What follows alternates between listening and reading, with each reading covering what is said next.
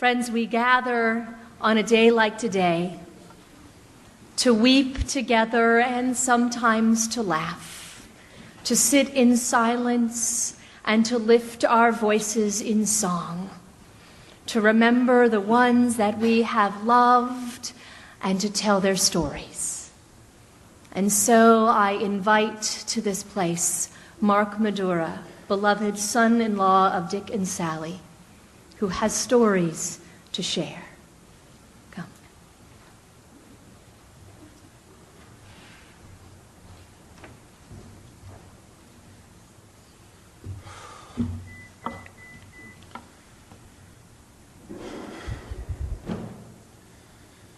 I am overwhelmed by what has happened. I am overwhelmed by the outpouring of heartfelt words. I am overwhelmed to stand before all of you on this day. I am overwhelmed. Your presence here today is a testament to the life of Dick and Sally Smith, a testament to the life they lived. We are all lucky to have been part of it.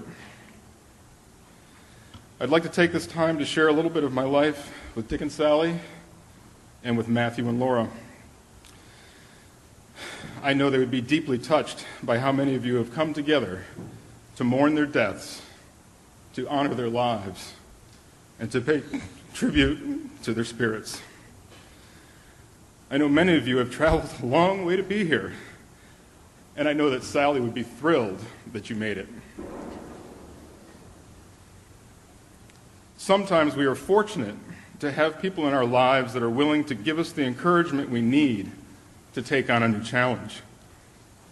They may even be willing to apply a little bit of guilt, if necessary, to help us step outside of our comfort zone so that we may be rewarded by our efforts. Sometimes we are fortunate to have people in our lives that inspire us in some way, not necessarily on purpose, but by simply being who they are, which allows us to view what's in front of us in a different way, in a way that allows us to accomplish something we might not be able to otherwise. I am fortunate to have had Laura and Matt and Dick and Sally in my life, and I want to thank them. Laura, to my beautiful niece Laura, thank you. I'll never forget your first big hike. You were only 10 years old. You bounded up Mount Lincoln and Lafayette like they were merely hills. These are 5,000-foot peaks, by the way. You reminded me that much of any challenge is all in your head, and I thank you for that. Matt, to my brother-in-law Matt, thank you. I probably wouldn't be able to claim I have climbed every 5,000-foot peak in the White Mountains were it not for you. One of them's more than 6,000 feet, by the way. I never told you, but there were several occasions when I secretly hoped for rain so that we might not have to conquer yet another mountain. But as far as you were concerned, unless there was thunder, lightning, and hail, we were going hiking. But once we would make it to the top, we always found our reward, and I thank you for that. Sally, to Mom, thank you. I don't know if I would have gone to Biloxi the first time if you hadn't encouraged me. I remember Dad moaning and groaning a bit, but all of us were greatly rewarded for the experience, and I thank you for that. Dick, to Dad, thank you. I'm sure you didn't realize it, but I would often use you as a reference. When you were chugging up Lafayette and forging ahead, you helped me to stay focused on the goal and not to dwell on the pain. At the time, you were 67, and I was only 31. Watching you, I could imagine myself climbing the White Mountains at age 60 or 70, and I thank you for that. Dick and Sally, to Mom and Dad, thank you for your daughter. She is the love of my life. Like the two of you, we complement each other in many ways, and each of us is better for it. Mom, like you, Jennifer is a bargain. She is not motivated so much by material things, but by things that have real value, and I thank you for that.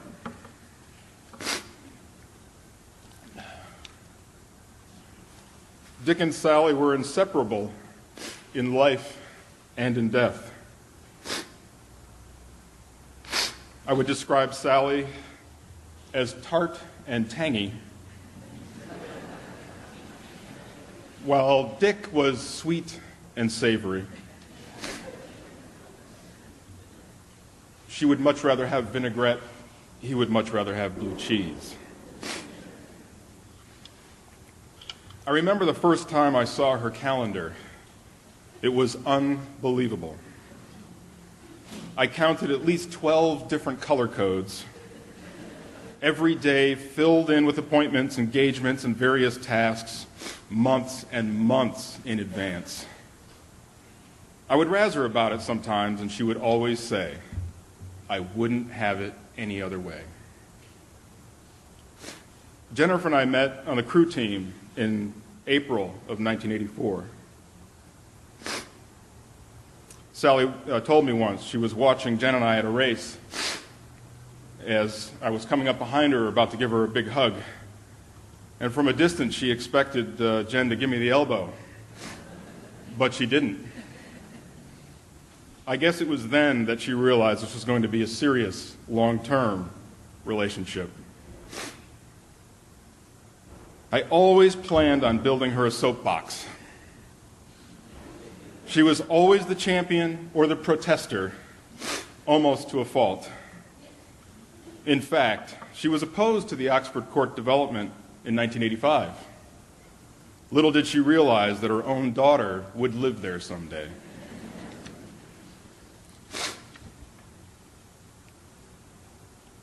Dick must have been a student of Rube Goldberg.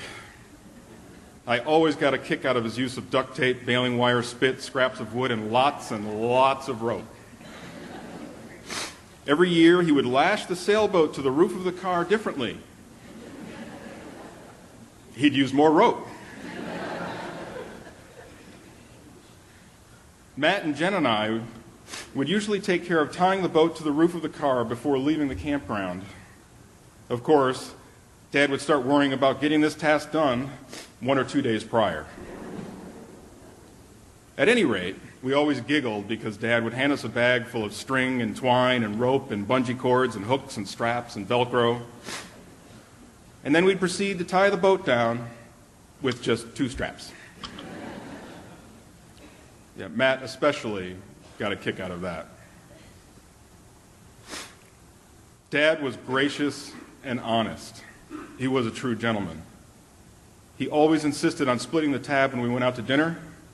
Sometimes I would negotiate buying the bottle of wine.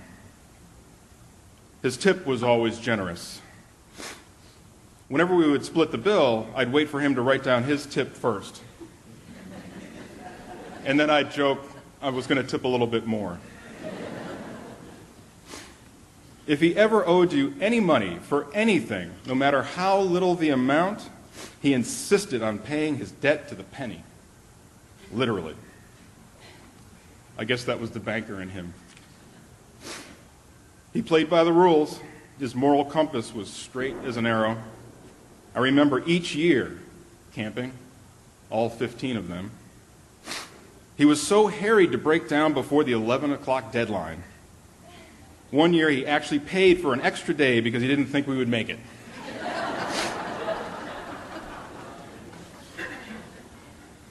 I think we were an hour late and left at 12. There are so many things that I will miss.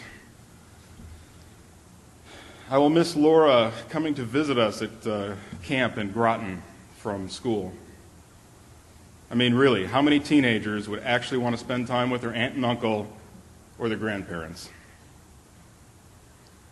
I will miss conversations around camp with Matt.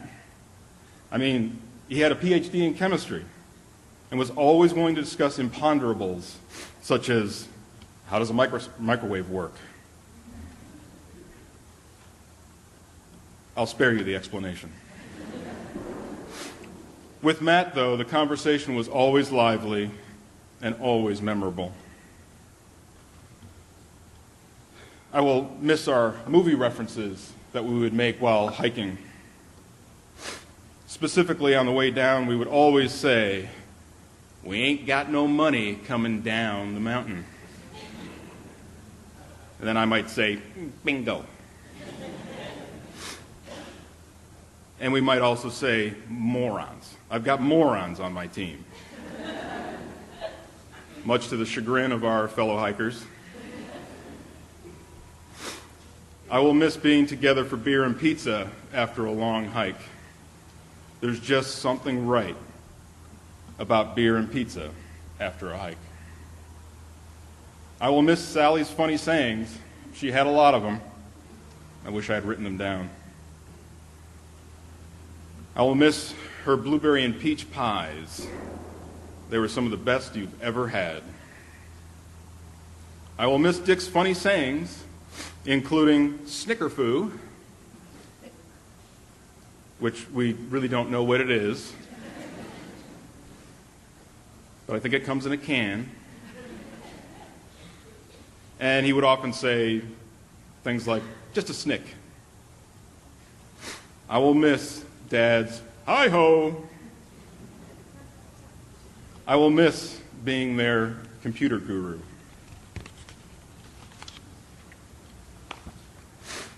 In spite of all of this, I am glad.